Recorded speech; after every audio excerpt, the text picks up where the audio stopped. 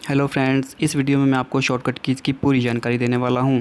पहली journal computer shortcut keys, दूसरी window shortcut keys, तीसरी फंक्शन कीज़, चौथी स्पेशल शॉर्टकट कीज़, पांचवी shortcut keys for Google Chrome, Chhathi Microsoft word, सातवीं एक्सेल और आठवीं पावर पॉइंट। दोस्तों, यह वीडियो आपके बहुत काम आएगी।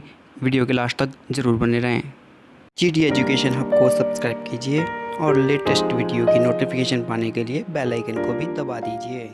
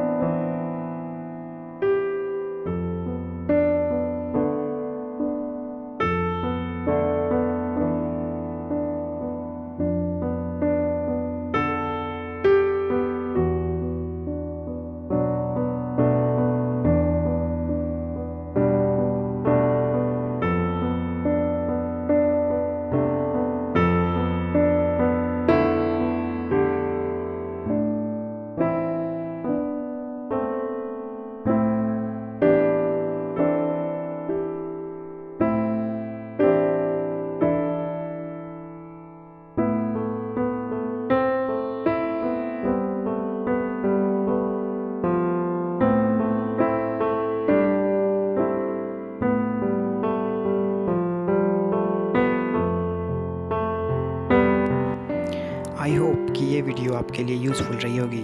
ऐसी और वीडियो पाने के लिए हमारे चैनल को सब्सक्राइब कर दें। मिलते हैं अगली वीडियो में।